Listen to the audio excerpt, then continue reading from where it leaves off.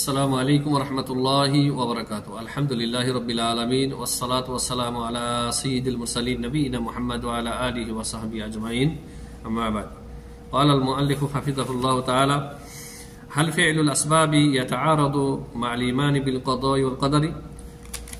إن من الجهل بالعقيدة الظن بأن فعل الأسباب يتعارض مع الإيمان بالقضاء والقدر كما يقول أنا مؤمن بالقضاء والقدر ولهذا لن أصلح فرامل السيارة لأن الله تعالى قد قدر كل ما يصيبني وهذا الظن خاطئ لأن الله تعالى قد قدر الأقدار بأسبابها فالشيء مقدر وسببه مقدر। الحمد لله। যাবতীয় হামদ সানা আল্লাহ সুবহানাহু ওয়া তাআলার জন্য, সালাত ও সালাম বর্ষিত হোক প্রিয় নবী মুহাম্মদ রাসূলুল্লাহ সাল্লাল্লাহু আলাইহি ওয়াসাল্লামের উপর। আল্লাহুম্মা সাল্লি আলাইহি আল্লাহুম্মা বারিক আলাইহি। সম্মানিত দর্শক ও শ্রোতা, আহলুস সুন্নাহ ওয়াল জামায়াতের আকীদার ধারাবাহিক আলোচনার আজকে আমাদের 108তম পর্ব।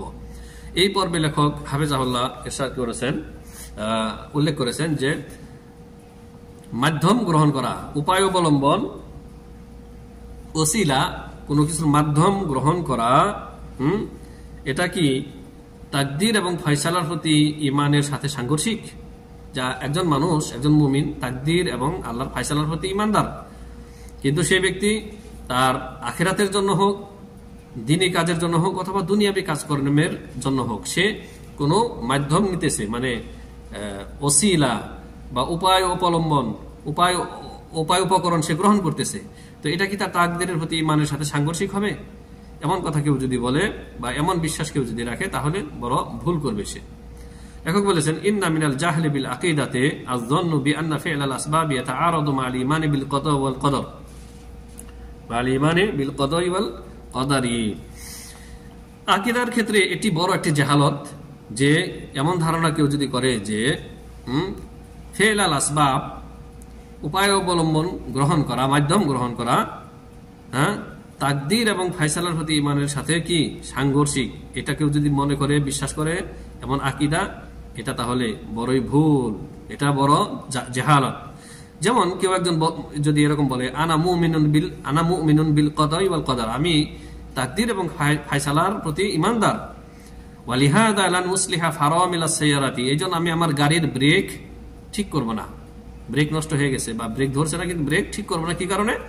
লিআন্না আল্লাহ তাআলা ক্বাদ কদ্দারা কুল্লা মা ইউসিবুনি, যে আমি ব্রেক ঠিক করি আর না করি, তো অ্যাক্সিডেন্ট যদি আল্লাহ তাআলা আমার কপালে লিখে রাখেন, ব্রেক ফেল হয়ে যদি আমি অ্যাক্সিডেন্ট হই, দুর্ঘটনায় পতিত হই, তাহলে ব্রেক ঠিক করলে তো আল্লাহ যেটা আমার ভাগ্যে নসিবে যেটা লিখে রেখেছেন বালা মুসিবত, সেটা তো আসবেই। তো ব্রেক ঠিক করার দরকার কি?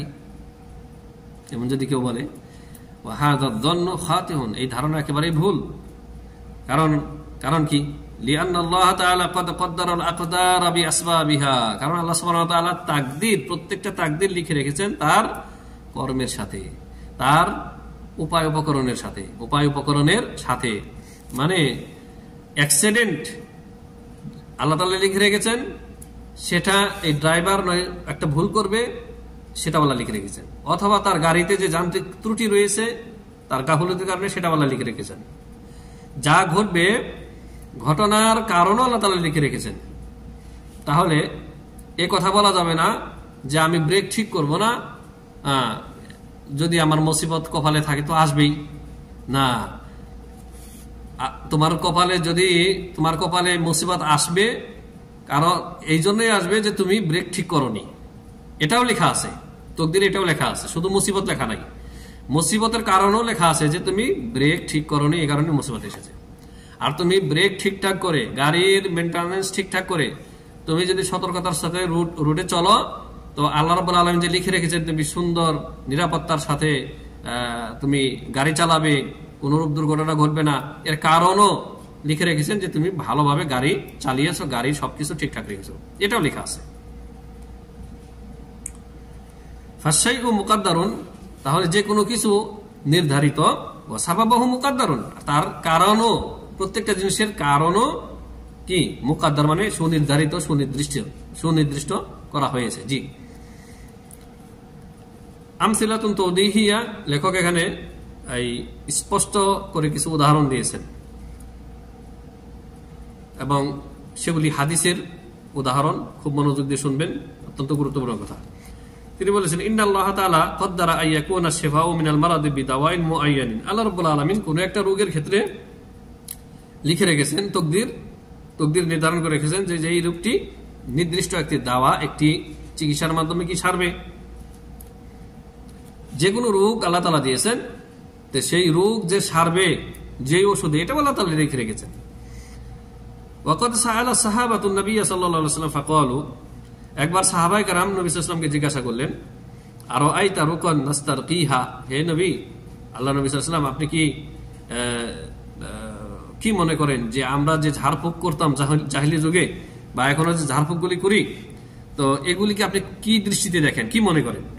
ওয়াদাওয়া আন নাতাদাওয়া বিহি, আর যেই সমস্ত চিকিৎসা আমরা নেই, এলাজ, ওষুধপত্র ব্যবহার করি, ওষুধপত্র ব্যবহারের মাধ্যমে চিকিৎসা করি, এগুলির ব্যাপারে আপনার ধারণা কি, আপনি কি মনে করেন, মানে বৈধ না অবৈধ? ওয়াতুকাতান নাত্তাকিহা, আর যে সমস্ত ওসিলা আমরা বাঁচার জন্য, বিভিন্ন বালা মুসিবত থেকে বাঁচার জন্য যে সমস্ত ওসিলা আমরা গ্রহণ করি, এক্ষেত্রে আপনি কি বলেন?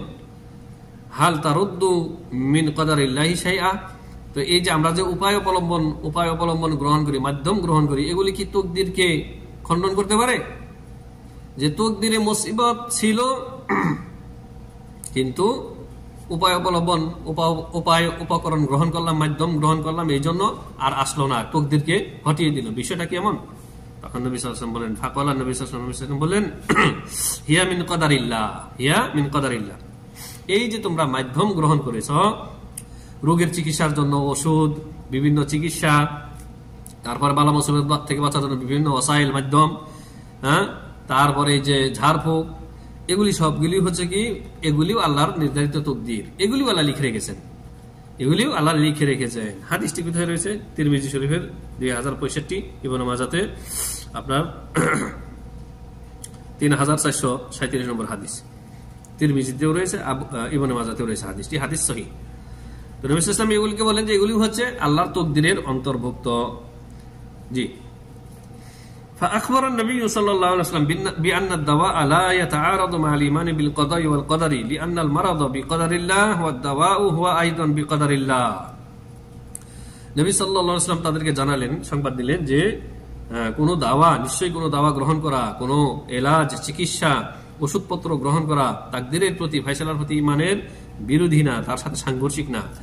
কারণ আল্লাহ সুবহানাহু ওয়া তাআলার তাকদীরে রয়েছে এই রোগ, আল্লাহ তাআলা নির্ধারণ করে রেখেছেন, আর দাওয়া যেটি, চিকিৎসা যেটি, সেটিও আল্লাহর তকদিরে রয়েছে, সেটিও আল্লাহর তকদিরে রয়েছে।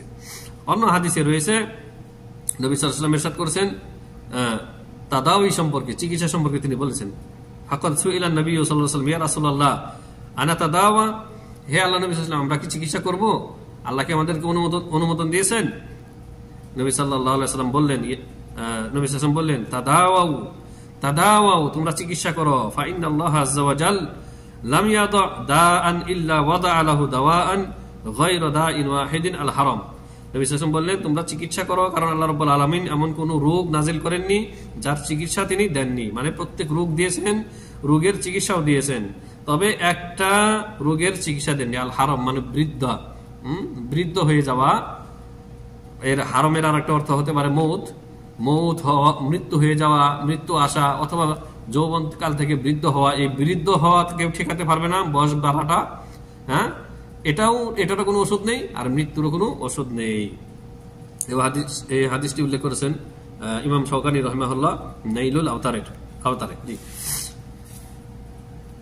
নবী সাল্লাল্লাহু আলাইহি ওয়াসাল্লাম কানা মুমিনান বিল কদর, নবী সাল্লাল্লাহু আলাইহি ওয়াসাল্লাম সর্বপ্রথম তিনি তকদিরের প্রতি সবচাইতে ভালো মুমিন তিনি ছিলেন, ঈমান রাখতেন তিনি। ওয়া মা যালিকা কানা ফিল গাযাওয়াতি ইউইদ্দুল উদ্দাতা, নবী সাল্লাল্লাহু আলাইহি ওয়াসাল্লাম কি তকদিরের প্রতি ঈমানদার ছিলেন না? তিনি সর্বপ্রথম ঈমানদার ছিলেন, সবচেয়ে বড় ঈমানদার ছিলেন। এত তো সত্ত্বেও, তকদিরের প্রতি তিনি ঈমান রাখা সত্ত্বেও তিনি বিভিন্ন যুদ্ধে, যে যুদ্ধগুলিতে নবী সাল্লাল্লাহু আলাইহি ওয়াসাল্লাম কি সরাসরি অংশগ্রহণ করেছেন, সেগুলিকে বলা হয় গাযাওয়াত। সেগুলিতে তিনি প্রস্তুতি গ্রহণ করেছেন, উপায় অবলম্বন গ্রহণ করেছেন। ইউইদ্দুল উদ্দাতা, তিনি সরঞ্জাম, সাজ সরঞ্জাম তিনি প্রস্তুত করেছেন, অস্ত্র শস্ত্র, ঘোড়া বাহিনী। ওয়ায়ুনাজ্জিমুল জাইশা, তিনি সৈন্য সমাবেশ করেছেন, জোগাড় করেছেন। ওয়ালবাসুদ দারআ, তিনি বর্ম পরিধান করেছেন যুদ্ধ থেকে, মানে আত্মরক্ষার জন্য যে বর্ম পরিধান করা হয়, নবী সাল্লাল্লাহু আলাইহি ওয়াসাল্লাম পরিধান করেছেন। ওয়ায়াখুদুস সিলাহা, অস্ত্র তিনি নিয়েছেন, ঢাল, তরবারি, বর্ষা ইত্যাদি। ওয়াকুল্লু হাদিহি আসবাবুন ইয়াফআলুহা ইমতিসালান কওলাল্লাহি তাআলা। আর এই সবকিছুই নবী সাল্লাল্লাহু আলাইহি ওয়াসাল্লাম এই উপায় উপকরণগুলি মাধ্যম তিনি গ্রহণ করেছেন মহান আল্লাহর এই বাণীর বাস্তবায়ন কল্পে। কি আল্লাহ তাআলা বলছেন, ওয়া আইদ্দু লাহুম মাস্তাতা'তুম মিন কুওয়া, সূরা আনফালের 60 নম্বর আয়াতে আল্লাহ তাআলা বলেছেন, ওয়া আইদ্দু লাহুম মাস্তাতা'তুম মিন কুওয়াতিন ওয়া রিবাতিল খাইলি তুরহিবুনা বিহি আদুওয়াল্লাহি ওয়া আদুওয়াকুম। জি, পুরো আয়াতটা এখানে দেওয়া নেই, আমি অতিরিক্ত বলেছি। জি, তো আল্লাহ তাআলা মুসলিমদেরকে, সাহাবায়ে কেরামকে বলেছেন, নবী সাল্লাল্লাহু আলাইহি ওয়াসাল্লামকেও এবং সাহাবায়ে কেরামকেও, যে তোমরা তোমাদের শত্রুর বিরুদ্ধে প্রস্তুতি গ্রহণ করো, শক্তি সঞ্চয় করো। কি শক্তি সঞ্চয় করো? যে তোমরা অস্ত্র শস্ত্র এবং ঘোড়া এগুলি প্রস্তুত রাখো। তুরহিবুনা বিহি আদুওয়াল্লাহি ওয়া আদুওয়াকুম, যেইগুলি দিয়ে তোমরা তোমাদের শত্রুদেরকে এবং আল্লাহর দুশমনদেরকে, তোমাদের দুশমনদেরকে, কাফেরদেরকে ভীত সন্ত্রস্ত করবে। তাহলে যারা যুদ্ধবাজ কাফের, মুসলিমদের সাথে যারা পায়ে পাড়া দিয়ে যুদ্ধ করে, মুসলিমদেরকে শান্তিতে থাকতে দেয় না, মুসলিমদের অনিষ্ট করে, মুসলিমদের ইবাদতে বিঘ্ন ঘটায়, মুসলিমদের ইবাদত খানা ভেঙে দেয়, কেউ ইসলাম গ্রহণ করে তাকে হত্যা করে, এই সমস্ত উগ্রপন্থী সন্ত্রাসী কাফের, এদেরকে প্রতিহত করা মুসলিম সরকার এবং মুসলিম সরকারের অধীনস্থ বাহিনীর উপর ফরজ আইন। আল্লাহ তাআলা বলেছেন যে ওয়া আইদ্দু লাহুম মাস্তাতা'তুম মিন কুওয়াতিন ওয়া রিবাতিল খাইল, তোমরা সাজোয়া যান, ঘোড়া, বর্তমান যুগের সাজোয়া যান আর কি, ট্যাঙ্ক, গোলা বারুদ, এগুলি প্রস্তুত রাখো। এগুলির মাধ্যমে আল্লাহর দুশমনদেরকে, তোমাদের দুশমনদেরকে, কাফেরদেরকে ভয় দেখাবে। তাহলে জিহাদ ফি সাবিলিল্লাহ কোরআনে রয়েছে। কাফেরদেরকে ভয়, যারা যুদ্ধবাজ কাফের, মুসলিমদের সাথে পায়ে পাড়া দিয়ে ঝগড়া করে, মুসলিমদের শান্তিতে থাকতে দেয় না, তাদের ইবাদত করতে ডিস্টার্ব করে, তাদেরকে শায়েস্তা করার জন্য আল্লাহ তাআলা নির্দেশ দিয়েছেন। এই আয়াতগুলি তাহলে কোরআন থেকে উঠিয়ে দিবেন নাকি? যারা মুনাফিকি আচরণ করে, কোরআনে আল্লাহ তাআলা বলেছেন এগুলি না হলে আপনি ঈমানদার হতে পারবেন না। তবে হ্যাঁ, এগুলি কে করবে? মুসলিম শাসক করবে, কোনো জনসাধারণের কাজ না এটা। জনসাধারণ মুসলিম শাসকের নেতৃত্বে থেকে জিহাদ করবে। সে নিজে জিহাদের ডাক দিতে পারবে না, কোনো আলেম, কোনো মুফতি, তারপর আপনার কোনো বক্তা জিহাদ ফি সাবিলিল্লাহ করবে কাফেরদের বিরুদ্ধে। তাও হারবি কাফের যারা রয়েছে, যুদ্ধবাজ, এক প্রকারের কাফেরদের বিরুদ্ধে মাত্র যুদ্ধ হবে। যারা যুদ্ধবাজ, অন্যায়ভাবে মুসলিমদের উপরে আক্রমণ করেছে, তাদের বিরুদ্ধে যুদ্ধ হবে। জি, আর সেটা মুসলিম শাসক করবেন। তো নবী সাল্লাল্লাহু আলাইহি ওয়াসাল্লাম প্রস্তুতি গ্রহণ করেছেন। আল্লাহ তাআলা প্রস্তুতি বা সরঞ্জাম, আসবাবপত্র গ্রহণ করার জন্য আদেশ দিয়েছেন। এটার বাস্তবায়ন করবেন নবী সাল্লাল্লাহু আলাইহি ওয়াসাল্লাম। যুদ্ধের পোশাক পরেছেন, বর্ম পরিধান করেছেন, সাহাবীদেরকে নিয়ে সেনাবাহিনী প্রস্তুত করেছেন, তারপরে যুদ্ধে গিয়েছেন, যুদ্ধ করেছেন, তারপর আল্লাহ বিজয় দিয়েছেন। তো তিনি তাকদীরের প্রতি ঈমানদার ছিলেন, তারপরেও এগুলি করেছেন। তার মানে নবী সাল্লাল্লাহু আলাইহি ওয়াসাল্লামের জন্য তো বিজয় লেখা ছিল তাকদীরে, তাই না? বদরে বিজয় লাভ করবেন, তারপরে খন্দকে বিজয় লাভ করবেন, তারপর আপনার মক্কা বিজয়ের যেটা সেখানে বিজয় লাভ করবেন। কিন্তু তাদেরকে উপায় অবলম্বন, উপকরণ, মাধ্যম আল্লাহ তাআলা গ্রহণ করতে বলেছেন, তারা গ্রহণও করেছেন। জি, মেহনত করেছেন। وقد سافر أمير المؤمنين الفاروق عمر بن الخطاب رضي الله عنه متجها إلى الشام। ইসলামের দ্বিতীয় খলিফা উমর ইবনে আল খাত্তাব রাদিয়াল্লাহু তাআলা আনহুর জামানায় যখন বাইতুল মুকাদ্দাস আল আকসা যখন বিজয় হলো, মুসলমানদের দখলে চলে আসলো, তখন সেখানকার যারা পক্ষপাতী ছিল, ইহুদিদের ধর্মগুরু ছিল, তারা বললো যে আমরা তোমাদের আমিরুল মুমিনকে দেখতে চাই, তার হাতে আমরা আল আকসার চাবি ন্যস্ত করব। তখন এই আমিরুল মুমিনিন উমর ইবনে আল খাত্তাব রওনা হয়ে গেলেন শাম দেশের উদ্দেশ্যে। ওয়া মাআহু জামউ মিনাস সাহাবা, তার সাথে খলিফার সাথে সাহাবায়ে কেরাম একটা বড় দল ছিল। وجاءهم الخبر أن مرض الطاعون وهو من الأمراض المعدية المميتة قد أصاب أهل الشام। কিছু দূর মানে শাম দেশে পৌঁছানোর একটু আগে, শাম দেশে ঢোকার আগেই খবর চলে আসলো। সংবাদ বহনকারী একজন এসে বললেন যে শামবাসীদেরকে মহামারী ধরে নিয়েছে, তাদের উপরে মহামারী এসেছে, প্লেগ রোগ। তখনকার দিনে প্লেগ রোগকে বলা হতো মহামারী। কলেরা, প্লেগ এগুলি কিন্তু পুরাতন দিনে এগুলিকে মহামারী হিসেবে মানুষ মনে করতো, এবং গ্রামকে গ্রাম সাফ হয়ে যেত, মানুষ মরে যেত। কিন্তু সেগুলি এখন কিছুই না, মানে সেগুলির আল্লাহ ভালো চিকিৎসা দিয়েছেন, কিছু না বলতে আল্লাহ সেগুলি চিকিৎসা দিয়েছেন। তো তার কাছে সংবাদ আসলো যে সামদের উপরে তাউন, ভয়ঙ্কর এক কি জীবন ধ্বংসকারী মহামারী এসেছে শামবাসীর উপরে, তা আপনি কি প্রবেশ করবেন? ফাআমারা উমরু রাদিয়াল্লাহু আনহু আন-নাস বির-রুজুই, খলিফাতুল মুসলিমিন দ্বিতীয় খলিফা ওমর রাদিয়াল্লাহু আনহু মানুষদেরকে, তার সাহাবায়ে কেরামদেরকে সাথী সঙ্গীদেরকে বললেন ফিরে চলো। তিনি ঢুকলেন না। হাত্তা লা ইউসাবা আহাদুন বিল মারাদ, যাতে করে যারা সুস্থ রয়েছে, এই নবাগত আগন্তুক, এদেরকে যাতে এই রোগ না পায়। ফাকালা লাহু আবু উবাইদা রাদিয়াল্লাহু আনহু, আবু উবাইদা ইবনে জাররাহ রাদিয়াল্লাহু আনহু তিনি বললেন খলিফাকে যে ইয়া আমিরুল মুমিনিন আফিরারুন মিন কাদারিল্লাহ, হে আমাদের খলিফা আমিরুল মুমিনিন, আপনি কি আল্লাহর তকদির থেকে পলায়ন করতেছেন? আল্লাহর তকদির থেকে পলায়ন করতেছেন যে আপনি সামদেশে ঢুকলে আপনাকে মহামারী পেয়ে বসবে, আপনার লোকদেরকে মহামারী ধরে নেবে, আর না ঢুকলে মহামারী ধরবে না। তাহলে কি আপনি আল্লাহর তকদির থেকে পলায়ন করতে চাচ্ছেন? যে আল্লাহর তকদিরে লিখে রেখেছেন ওখানে গেলে মহামারী হবে, মহামারী আপনাদেরকে ধরবে, আর আপনারা পলায়ন করতেছেন, বিষয়টা কি এরকম? কি সুন্দর জবাব দিয়েছেন ওমর রাদিয়াল্লাহু তাআলা আনহু, এটা শুনেন। ফাকাল ওমর রাদিয়াল্লাহু তাআলা আনহু, ওমর রাদিয়াল্লাহু তাআলা আনহু বললেন, নাম, হ্যাঁ, নাফিরু মিন কাদারিল্লাহি ইলা কাদারিল্লাহ, নাফিরু মিন কাদারিল্লাহি ইলা কাদারিল্লাহ, আমরা আল্লাহর এক তাকদীর থেকে আরেক তাকদীরের দিকে পলায়ন করতেছি। মানে আল্লাহ তাআলা শামবাসীদের উপরে লিখে রেখেছেন এই মহামারী, তাদের তাকদীরে রেখেছেন, মহামারী লিখে রেখেছেন, এই মহামারী থেকে আমরা পলায়ন করতেছি। তো যেদিকে পলায়ন করতেছি মানে উল্টা মদিনার দিকে যে চলে যাচ্ছি, নিরাপদ জায়গার দিকে, সেটাও আল্লাহ তাকদীরে লিখে রেখেছেন। আমরা যেদিকে যাবো সেটাও তাকদীরে লিখে রেখেছেন। তো আল্লাহর এক তাকদীর, এটাও আল্লাহর তাকদীর, মহামারী অধ্যুষিত এলাকা যেখানে মহামারী এসেছে, আর যে এলাকায় আসেনি, যেদিকে আমরা যাচ্ছি ওটাও আল্লাহর তাকদীরে আছে। তো আল্লাহর এক তাকদীর থেকে আমরা আর এক তাকদীরের দিকে যাচ্ছি, আল্লাহর এক তাকদীরের দিকে, এক তাকদীর থেকে আর এক তাকদীরের দিকে আমরা পলায়ন করছি, দুইটাই আল্লাহর তাকদীর। তার মানে এখানে ওমর রাদিয়াল্লাহু আনহু এটাই বোঝালেন যে এখানে বান্দার মাশিআ রয়েছে, বান্দার ইরাদা রয়েছে। আল্লাহ তাআলা জানিয়ে দিয়েছেন যে এখানে মারাদ আছে, মহামারী আছে, ওখানে গেলে তোমাদেরকে আল্লাহর ইচ্ছাই আসবে, আল্লাহর ইচ্ছা ছাড়া কারো উপর মহামারী আসতে পারে না, প্লেগ বা মহামারী আসতে পারে না। কিন্তু আল্লাহ তাআলা তো বলেছেন যে খুদু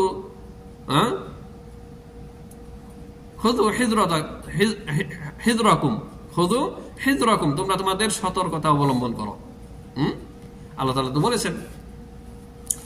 তো ওমর রাদিয়াল্লাহু আনহু এটাই বোঝালেন যে আমাদের ইচ্ছা আছে যে আমরা নিরাপদ জায়গা থেকে যাবো, এটাও তাকদীরে লেখা আছে, কেন আমরা জেনে শুনে ওই বালা মুসিবতের মধ্যে পড়বো? তো অনুরূপ ভাবে যারা বলে যে আমার নসিবে যদি মৃত্যু না থাকে তাহলে আমি ট্রেনের নিচে যে গিয়ে যদি শুয়ে পড়ি তাহলে মরবো না, বেকুব আহামক, এটা তবেই, এটা সবাই জানে, এটা সুবিদিত কথা যে ট্রেনের নিচে কেউ যদি চাকার নিচে তার শরীরটা যদি বিছিয়ে দেয়, ট্রেন তাকে কেটে চলে যাবে। এটা তাজরিবাত দ্বারা প্রমাণিত, এটা বাস্তব কথা। এই কথা বলে কেউ যদি বলে যে আমি রাস্তার মাঝখানে, রাজপথের মাঝখানে দাঁড়িয়ে থাকবো, তাকদীরে না থাকলে গাড়ি আমার উপর দিয়ে গেলেও আমি মরবো না, তাকে কি বলবেন? পাগল বলবেন। কারণ আল্লাহ তাআলা তোমাকে বাঁচতে বলেছেন, আল্লাহ তাআলা তোমাকে সতর্কতা অবলম্বন করতে বলেছেন। তো ওমর রাদিয়াল্লাহু আনহু আবু উবাইদা ইবনে জাররাহকে বললেন যে আমরা আল্লাহর এক তাকদীর থেকে আরেক তাকদীরের দিকে পলায়ন করতেছি, দোষের কিছু না। জি। তারপরে আরো বললেন ওমর রাদিয়াল্লাহু আনহু আবু উবাইদা ইবনে জাররাহকে, আরো আইতা লাউ কানা লাকা ইবলুন, হে আবু উবাইদা, তুমি কি ভেবে দেখেছো যে তোমার যদি একটা উট থাকে, হাবাতত ওয়াদিয়ান লাহু উদওয়াতান, আর এই উট এমন স্থানে অবতরণ করে ঘাস খাওয়ার জন্য যে তার দুইটা এমন জায়গায় গেল যেখানে দুইটাই রয়েছে, ওয়াদি রয়েছে, উদওয়াতান মানে সেখানে দুটি উঁচু জায়গা রয়েছে, দুটি উঁচু মাঠ রয়েছে। উদওয়াতুন বলা হয় উঁচু জায়গাকে, দুটি উঁচু জায়গা রয়েছে উটের সামনে। ইহদাহুমা খাসবাতুন, ইহদাহুমা খাসবাতুন, একটা উঁচু জায়গা হচ্ছে সবুজ শ্যামল ঘাসে ভরা, ওয়াল উখরা জাদবাতুন, আর একটা হচ্ছে অনুর্বর ঘাস ছাড়া। আলাইসা ইন রাআইতাল খাসবাতা রাআয়াতাহা বিকদারিল্লাহ, তাহলে হে আবু উবাইদা, তোমার উটকে কি তুমি যে উর্বর জমি রয়েছে যেটাতে ঘাস সবুজ শ্যামল সেখানে তুমি চড়াবে না? আর সেখানে যে চড়াচ্ছ এটা কি আল্লাহর তাকদীর না? এটা তো আল্লাহর তাকদীর। ওয়াইন রাআইতাল জাদাবাতা রাআয়াতাহা বিকদারিল্লাহ, আর যদি তুমি ইচ্ছাকৃতভাবে সবুজ শ্যামল ঘাসওয়ালা মাঠ ছেড়ে দিয়ে অনুর্বর ভূমি যেখানে ঘাস নাই সেখানে যদি তোমার উটকে নিয়ে যাও, এটাও তো তাকদীরে আছে। কিন্তু তোমাকে তো আল্লাহ তাআলা ইচ্ছা শক্তি দিয়েছে নাকি? তুমি কোনটা করবা? তখন তো তুমি কি করবা? উটকে ওই ঘাসওয়ালা জমিতে তুমি ছেড়ে দেবা খাওয়ার জন্য। তো এটা যদি বোঝো, এটা কেন বোঝো না? তো উমর রাদিয়াল্লাহু তাআলা বড় ফকিহ ছিলেন, এদের তুলনায় বেশি ফিকহের জ্ঞান রাখতেন। জি, এই ঘটনা রয়েছে সহিহ বুখারীতে হাদিস নম্বর 5397, সহিহ মুসলিমে 2219 নম্বর হাদিস, উমর রাদিয়াল্লাহু তাআলার এই ঘটনা। তারপর লেখক বলেছেন, ফালা ইউমকিনু লি আহাদিন আন ইয়াখরুজা আন কদারিল্লাহ, কারোর জন্য সম্ভব না যে সে আল্লাহর তাকদীর থেকে বেরিয়ে যাবে। আপনি যেটাই করতেছেন, স্বেচ্ছায় যেটাই বেছে নিচ্ছেন নিজের জন্য, ওইটাই আল্লাহর তাকদীর, দুইটাই আল্লাহর তাকদীর। ফামান আকালা সাবিয়া, যে ব্যক্তি খেলো সে পরিতৃপ্ত হলো, পেট বলল, ওয়া কানা যালিকা বিকদারিল্লাহ, এটা আল্লাহর তাকদীর। ওয়ামান তারাকাল আকলা যা, যে ব্যক্তি খাবার ছেড়ে দিল ইচ্ছাকৃতভাবে, সে ক্ষুধার্ত হবে, ওয়া যালিকা বিকদারিল্লাহ, এটা আল্লাহর তাকদীরে, দুইটাই আল্লাহর তাকদীর। ওমান ওয়াকাফা ফিল মাতারি ইবতাল্লাত মালাবিসুহু বিকদারিল্লাহ, যে ব্যক্তি বৃষ্টির মধ্যে খালি গায়ে মানে কোনো ছাতা ছাড়া কাপড় পরিধীয় কাপড় সহকারে যে ব্যক্তি বৃষ্টির মধ্যে ভিজলো, দাঁড়ালো, তার কাপড় ভিজে যাবে, এটা আল্লাহর তাকদীর। ওমান ইস্তাযাল্লা আনিল মাতারি লাম তাবতুল মালাবিসুহু বিকদারিল্লাহি ওয়া হাকাযা, আর যে ব্যক্তি ছাতা নিয়ে বৃষ্টির মধ্যে দাঁড়ালো, তার কাপড় চোপড় ভিজবে না, এটাও তো আল্লাহর তাকদীর। আপনি কোনটা করবেন? কাপড় চোপড় সেভ করার জন্য আপনি নিশ্চয়ই ছাতা নেবেন। আরেকজন বলবে যে আমি ছাতা দেই না, এটা তাকদীরে আছে। না, তোমার তো সক্ষমতা আছে, আল্লাহ তোমাকে কুদরা দিয়েছেন, তুমি ইচ্ছা করে নেও নাই। জি, দুইটাই আল্লাহর তাকদীর। ওয়াল মুমিনু ইয়াফআলুল আসবাব, আসল কথা হচ্ছে যে মুমিন উপায় উপকরণ গ্রহণ করবে, উপায় উপকরণ মাধ্যম গ্রহণ করবে, মুমিন আসবাব গ্রহণ করবে। ওয়ালাকিন্নাহু লা ইউআল্লিকু কলবাহু বিহা, কিন্তু তার অন্তরকে, হৃদয়কে এই আসবাব মাধ্যমের সাথে সে লটকাবে না।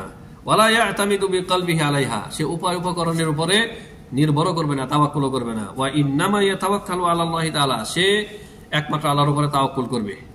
আল্লাহর উপরে তাওয়াক্কুল করে সে উপায় অবলম্বন মাধ্যম গ্রহণ করবে, আসবাব গ্রহণ করবে। ফাহুয়াল্লাযী ইউবারিকু ফিল আসবাব, আল্লাহ তাআলাই এই উপায় উপকরণ বা মাধ্যমের উপরে আল্লাহ তাআলা কি বরকত দেবেন, বরকত দানকারী আল্লাহ। ওয়ায়ানফাউ বিহা, এর দ্বারা তাকে উপকৃত করবেন আল্লাহ। ওয়াসাবাবু ওয়াহদাহু গায়রু কাফিন ফি হুসুলিল মাতলুব, কাঙ্ক্ষিত বিষয় পাওয়ার জন্য মাকসাদে পৌঁছার জন্য আল্লাহর উপরে তাওয়াক্কুল না করে শুধুমাত্র আসবাব উপায় উপকরণের উপরে ভরসা করা বা নির্ভর করা কখনোই যথেষ্ট হবে না। এগুলি গ্রহণ করতে হবে আর আল্লাহর উপরে তাওয়াক্কুল করতে হবে। আগে আল্লাহর উপরে তাওয়াক্কুল করতে হবে, তারপরে আসবাব গ্রহণ করতে হবে। জি, ফাকাদ ইয়াখুযুল মারউ দাওয়াআন ওয়ালা ইউসফা। আচ্ছা, আপনি মাধ্যম গ্রহণ করলে যে আপনি ভালো হয়ে যাবেন বা আপনি সাকসেস হবেন, এটা তো মানে গ্যারান্টি নেই, শিওর না। যেমন একজন ব্যক্তি চিকিৎসা নিল, ভালো ডাক্তারের কাছে গেল, ভালো ওষুধ, 1 নম্বর ওষুধই সে গ্রহণ করলো, ওয়ালা ইউসফা, কিন্তু সে সুস্থ হলো না, লি আসবাবিন উখরা, অন্য কোনো কারণে। ওয়াকাদ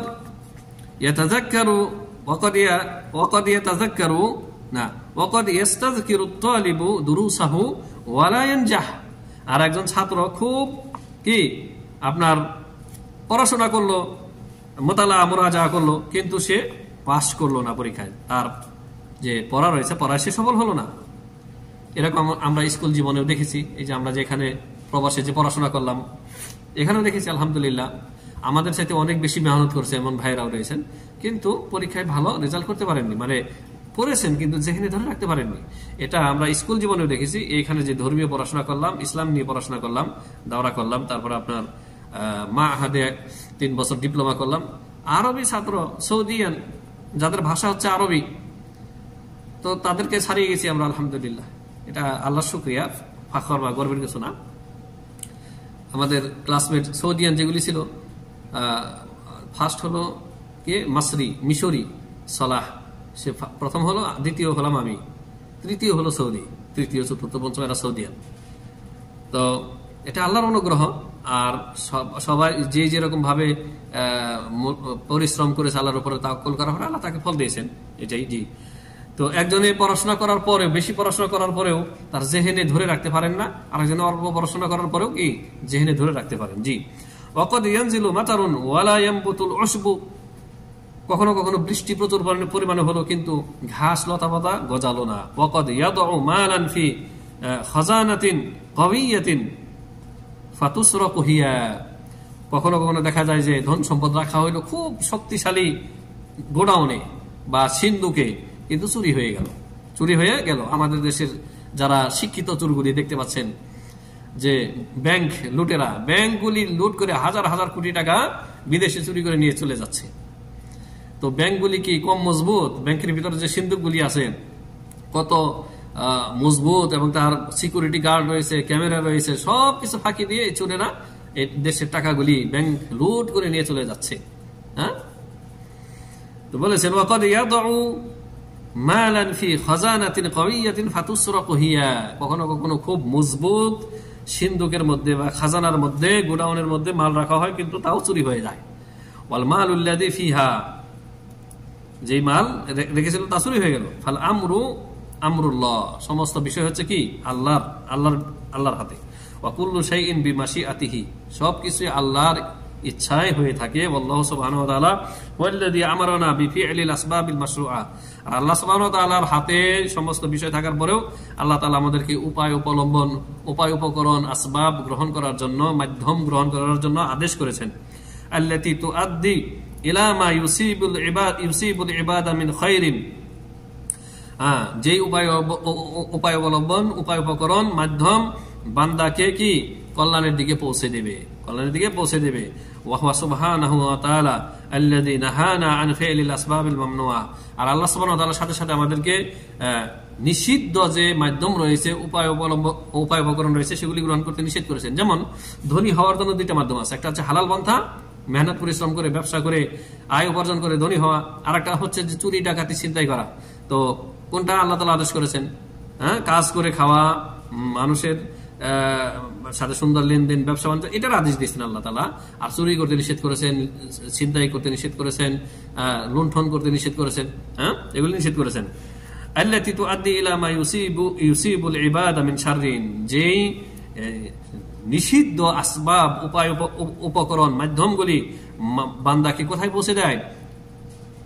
অকল্যাণ, সার তথা অনিষ্টের দিকে তাকে পৌঁছে দেয়, তার সর্বনাশের দিকে পৌঁছে দেয়। যেমনটি বললাম, চুরি করা, তারপর আপনার জেনা করা, বিবাহ বহির্ভূত জেনায়ও যে কাজ করে, আর একজন বিবাহিত পুরুষও সেই একই কাজ, তো একটাই, কিন্তু একটা হচ্ছে জেনা, একটা হচ্ছে নেকির কাজ। বিয়ে করার পরে সেটা নেকির কাজ, সাদাকার নেকি পাবে উভয়ে। আর বিবাহ বহির্ভূত যে সহবাস, সেটা হচ্ছে জেনা, জাহান্নামের আগুনে যেতে হবে। তো আল্লাহ তাআলা জেনা নিষেধ করেছেন, বিবাহ করতে আদেশ করেছেন। এবার আসুন যে আসবাব, উপায় উপকরণ, মাধ্যম গ্রহণ করার হুকুম কি, ফরজ, ওয়াজিব, সুন্নাত, মুস্তাহাব, এটাই লেখক এখানে আলোচনা করেছেন 2-3 লাইনের মধ্যে, শেষ আলোচনা। হুকমু ফি'লিল আসবাব, উপায় উপকরণ, মাধ্যম গ্রহণ করার হুকুম। বলেছেন ফি'লুল আসবাবি ইয়াখতালিফু হুকমুহু বিহাসাবে নওইস সাবাব, বিহাসাবে নওইস সাবাব, যে বিভিন্ন প্রকারের যে কারণ রয়েছে, কি কারণে আপনি নিচ্ছেন, কি কারণে আপনি মাধ্যম গ্রহণ করতেছেন, ওই কারণগুলির বিভিন্নতার কারণে এই উপায় উপলব্ধন, উপায় উপকরণ, মাধ্যম গ্রহণ করাটারও বিভিন্ন হুকুম রয়েছে। মানে কোনো ক্ষেত্রে ফরজ, কোনো ক্ষেত্রে ওয়াজিব, কোনো ক্ষেত্রে সুন্নত, এইভাবে। যেমন ওয়াল গায়াতু মিনহু, এবং উদ্দেশ্য কি, এই উদ্দেশ্যের ভিত্তিতে ফাইকাফু তানজিফি ফিল জারহি লিইনকাযিন নাফসি মিনাল মাউত সাবাবুন ওয়াজিবুন। একজন লোক ধরেন যে আঘাতপ্রাপ্ত হয়েছে, অ্যাক্সিডেন্ট হয়েছে, ব্যাপকভাবে তার রক্তক্ষরণ হচ্ছে, আর এমন ভাবে রক্তক্ষরণ হচ্ছে যে এই রক্তক্ষরণ কিছুক্ষণ হইলেই সমস্ত রক্ত তার শরীর থেকে বেরিয়ে যাবে, মারা যাবে নিশ্চিত। এখন এই ব্যক্তির রক্তক্ষরণ বন্ধ করা, রক্তক্ষরণ থামিয়ে দেওয়া, এটা হচ্ছে ফরজ। এই ক্ষেত্রে কি করতে হবে? তার ওই স্থানে বাঁধতে হবে, ব্যান্ডেজ করতে হবে, যে কোনো ভাবে রক্তটা চেপে ধরতে হবে, তারপর ব্যান্ডেজ করতে হবে। এই যে মাধ্যম গ্রহণ করা হলো, এটা ফরজ ওয়াজিব, কারণ এটা না করলে লোকটা মারা যাবে। তাহলে মৌত থেকে বাঁচানোর জন্য তাকে ব্যান্ডেজ করে দেওয়া, রক্ত বন্ধ করে দেওয়া, এটা হচ্ছে এই মাধ্যম গ্রহণ করা হচ্ছে ওয়াজিব, ফরজ। জি, তারপর বলেছেন লেখক যে ওয়াজামউল মালি লিবিনাই মসজিদিন সাবাবুন মুস্তাহাব্বুন, আর মসজিদ নির্মাণ করার জন্য ধন সম্পদ একত্র করা, সবাই মিলে জমানো, এটা হচ্ছে মুস্তাহাব। এটা কি মুস্তাহাব, ফরজ না, ওয়াজিব না। কারণ এই অনেক খরচা করে মসজিদ বানিয়েও সালাত পড়তে পারে মানুষ। আর এখনো আফ্রিকার দেশগুলিতে রয়েছে বা আমাদের দেশগুলিতে রয়েছে টিনের ছাফরা অথবা খড়কুটা দিয়ে, বাঁশের ইত্যাদি দিয়ে মোটামুটি মসজিদ বানিয়ে নিয়েছে, তাতে সালাত আদায় করতেছে, একই নেকি। তো এটা বলেছেন লেখক যে এই যে সম্পদ জমা করা, সবার দান অনুদান একত্র করে মসজিদ বানানো, এই মসজিদ বানানোর জন্য যে সাবাব, মাধ্যম, ধন সম্পদ জমা করা, সবার কাছ থেকে নিয়ে কালেকশন করে একত্র করা, এটা হচ্ছে কি সাবাব, মাধ্যম গ্রহণ করা, এটা হচ্ছে মুস্তাহাব, এটা ফরজ না। ওয়াসারাকাতু লিতাহসিলিল মালি সাবাবুন মুহাররামুন, অনুরূপ ভাবে ধন সম্পদ অর্জন করার জন্য, ধনী হওয়ার জন্য, বড়লোক হওয়ার জন্য বা জীবন যাপন করার জন্যই চুরি করা, এটা তো একটা মাধ্যম, এটা হচ্ছে মুহাররাম, হারাম। তাহলে কি কারণে মাধ্যম গ্রহণ করা হচ্ছে, এর উপরে ভিত্তি করে হুকুম হবে যে এটা ফরজ, এটা ওয়াজিব, এটা সুন্নাত, এটা মুস্তাহাব। ঠিক আছে, জীবনের প্রতিটা ক্ষেত্রে এরকম। তো এই মূল্যবান কথা ইমাম আল কাইয়ুম আল জৌজি তার তালবিসুল ইবলিস এবং ইমাম ইবনে তাইমিয়া রাহিমাহুল্লাহর মাজমুউল ফাতওয়া এবং মিনহাজুস সুন্নাহ, এই কিতাবগুলিতে এই মূল্যবান কথাগুলি রয়েছে।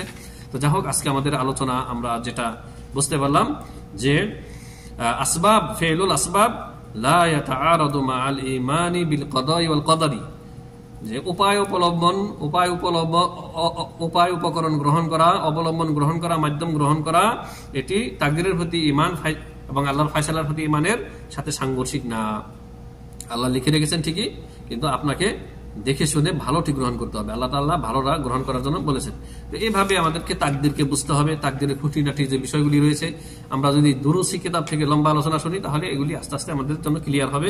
আল্লাহ সুবহানাহু ওয়া তাআলা আমাদেরকে বোঝার তৌফিক দান করেন, তাকদীরের প্রতি পরিপূর্ণ ঈমানদার, বিশুদ্ধ ঈমানদার হওয়ার তৌফিক দান করেন, আমিন। ওয়া সাল্লাল্লাহু ওয়া সাল্লাম আলা নবিয়িনা মুহাম্মদ ওয়া আলা আলিহি ওয়া সাহবিহি আজমাইন। আসসালামু আলাইকুম ওয়া রাহমাতুল্লাহি ওয়া বারাকাতুহু।